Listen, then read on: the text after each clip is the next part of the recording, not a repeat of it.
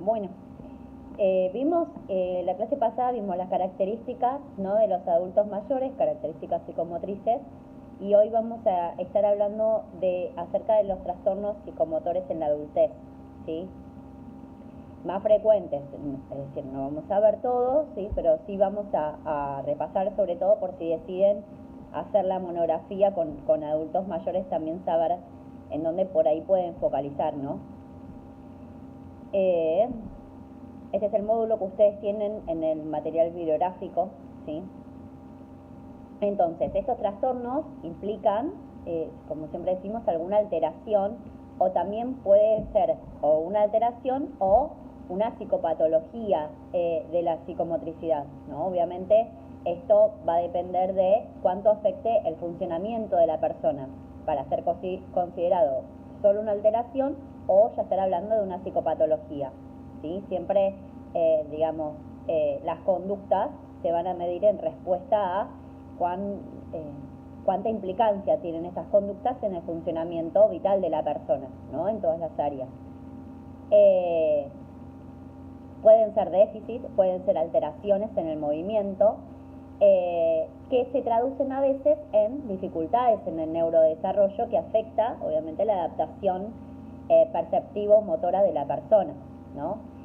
Y podemos encontrar dentro de los principales trastornos psicomotores, podemos encontrar, por ejemplo, la agitación psicomotora, ¿no?, que es uno de los trastornos psicomotores más frecuentes en tercera edad, que es como una hiperactividad motora en que la persona emite en realidad gestos, movimientos o conductas de forma rápida y sucesiva, pero que no tienen un objetivo concreto en sí mismo, ¿no? Estos movimientos, gestos, ¿no?, o conductas son como muy repetitivas, ¿sí?, pero no tienen ningún fin estas conductas. Y aparece y se podría leer como una hiperactividad porque están casi siempre, ¿sí? El segundo es estupor, que implica la inhibición o un retardo psicomotor y que tiene que ver con un estado de conciencia donde predomina una ausencia, ¿sí?, que se denomina asinesia, o también reducción, que se denomina hipocinesia, de movimientos y de las reacciones, ¿sí? Es decir, tanto los movimientos como las reacciones son más lentas, ¿sí?, pero además puede aparecer esta ausencia o reducción de los movimientos y de las reacciones. Si bien vieron cuando una persona como que tarda en reaccionar o emitir algún gesto, por ejemplo, vieron que cuando hablamos nosotros solemos modular bastante, solemos gestualizar cuando hablamos y conversamos, ¿no? Solemos como gestualizar y acompañar la oralidad también con nuestro cuerpo, ¿no?, que también transmite una comunicación acorde a lo que estoy hablando. Y acá lo que predominan son como estas ausencias o reducciones, ¿no?, en donde muchas veces parece sin emotividad esa conversación que se está llevando a cabo, ¿no? Y también en movimientos y en reacciones ser más lentos, ¿no?, o por momentos como tildarse o perderse en lo que estaba haciendo, ¿no? Y por eso pueden aparecer, bueno, obviamente que tropiezos, caídas, ¿no?, que tienen que ver como con errores a la hora de poder llevar a cabo una conducta en sí, como por ejemplo bajar una escalera y de pronto ausentarse esta coordinación que se necesita del cuerpo para bajar el escalón, ¿no? Venía bajando y de repente se enlentece o se ausenta este movimiento con la coordinación correspondiente y se puede producir una caída, ¿sí? La persona aparte puede parecer indiferente, esto que decía, ¿no?, como la falta de reactividad emocional frente a por ejemplo, una conversación, que no tiene que ver con la reactividad emocional en sí misma, pero sí a esta ausencia de movimientos por ahí más gestuales que utilizamos al conversar. Además, existe también la ausencia de funciones de relación y una paralización como absoluta del cuerpo, y suele estar asociada también a mutismo si la persona, por ejemplo, no habla, ¿sí? Entonces, podría también estar asociada a otro tipo de trastorno también. Después tenemos temblores, ¿no? Que son movimientos musculares que son oscilatorios en torno a un punto fijo del cuerpo, ¿no? Donde se empieza a temblar una parte del cuerpo y estos movimientos son involuntarios, ¿sí? Son rítmicos porque son constantes y son rápidas, y estas sacudidas se producen por contracciones alternantes de grupos de músculos, ¿sí? Sobre todo recuerden que porque vimos también que hay bastante rigidez, ¿no? Hay atrofia muscular, sí, es una especie de rigidez que sucede en los músculos y que también tiene que ver con la falta, ¿no? La disminución del movimiento del cuerpo, que hace que los músculos se vayan atrofiando, y también al perder la tonicidad de esos músculos y la masa muscular, ¿no? Con más sentido aún también estos músculos se atrofian. Aparecen estos temblores en la cabeza, en la cara, en la lengua y las extremidades superiores, es decir, de las piernas, sobre todo en los brazos suele aparecer, ¿no? En la mano. Son más infrecuentes en el tronco y pueden ser de reposo, posturales o intencionales estos temblores, ¿sí? Pero aparecen más que nada en la cara, en la cabeza y en los brazos, ¿sí? En el tronco superior. Después también tenemos convulsiones, que son movimientos musculares en forma de contracciones violentas e incontrolables de la musculatura que es voluntaria, y se pueden manifestar en uno o varios grupos musculares o en todo el cuerpo, ¿sí? Pueden aparecer asociadas a alguna enfermedad, ¿sí? Sobre todo, bueno, ocurre en la epilepsia, pero no son dependientes de la epilepsia cuando hablamos de convulsiones con adultos mayores, ¿no? Obviamente que eso lo va a determinar un neurólogo dependiendo de la sintomatología y si hay alguna enfermedad asociada, o está asociado también a este declive que veíamos, ¿no? del sistema nervioso en relación al funcionamiento cognitivo de la persona. Después tenemos los tics, que un poco lo habíamos repasado cuando hablábamos de trastornos motores en la primera infancia, ¿no? Que pueden aparecer musculares, son movimientos que son musculares, son rápidos y se manifiestan también de forma involuntaria, aislada, inesperada, pero a la vez también es repetitiva, es frecuente y tiene intervalos irregulares. Se puede producir en una o también en más partes del cuerpo. No suele involucrar a los músculos inferiores de los hombros, y algunos que más aparecen pueden ser los guiños de ojo, estiramiento del cuello, movimientos de la cabeza hacia ambos lados, el fruncimiento de las cejas, parpadeos, la comisura de los labios.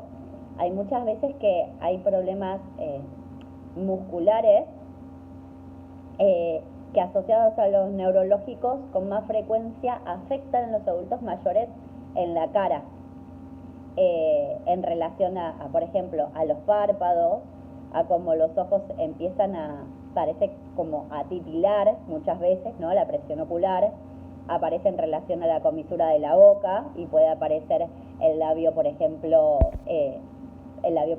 hundido, ¿no? O una parte de la cara como diferente, ¿no? O asincrónica respecto al otro lado de la cara. También afectan más los tics más a hombres que a mujeres, y de forma más frecuente aparecen por primera vez en la infancia, pero puede perdurar obviamente siempre, ¿no? Después tenemos los espasmos, que también son contracciones musculares que son involuntarias, exageradas y persistentes, es decir, son contracciones musculares que son dolorosas por lo general, ¿no? Se localizan en la musculatura voluntaria y en las fibras musculares también de órganos internos.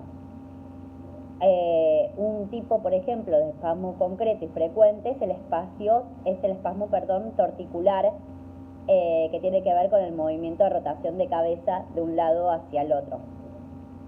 Tortícolis. Vieron que a veces cuando uno queda duro del cuello, ¿no? Se le denomina tortícolis a esta incomodidad o a esta contracción de los músculos que impide muchas veces el movimiento correcto de cabeza y puede producir también alguna afectación más cervical, y eso también trae aparejada, por ejemplo, mareos, náuseas, inclusive vómitos, dolores de cabeza, ¿sí? Pero que tiene que ver más con este tipo de contracción muscular. Después tenemos también la catatonia, que es un síndrome que engloba una serie de síntomas. Aparece catalepsia, negativismo, estupor, mutismo, rigidez muscular, estereotipas y ecosíntomas. Y tiene que como recién mencionaba las características, también involucra ciertas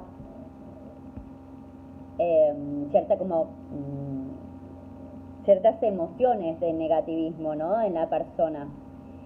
Una persona que tiene catatonia manifiesta una actitud que es inmóvil, ¿no? Y mantiene una musculatura que es rígida y hace posible que la persona se coloque en una posición que es forzada, incómoda para sí mismo, también para los otros, y que esté permanentemente en la misma postura también, sin intentar recuperar una posición original durante el tiempo indefinido, ¿no? En donde quedan como rígidos en un mismo lugar y en una misma situación inclusive. Después tenemos estereotipas, que es la repetición, ¿no?, continuada y necesaria de movimientos, de gestos, pero estos son organizados y generalmente complejos. Organizados en el sentido de que la estereotipa es algo que se repite constantemente y de la misma manera, por eso estereotipado, porque es el mismo tipo de movimiento involuntario, ¿no? O gestos, pero son siempre de la misma manera, ¿sí? No cambian. Puede aparecer en la mímica facial, en lo corporal en general. Son típicas de trastornos como por ejemplo el autismo, la esquizofrenia, ¿sí?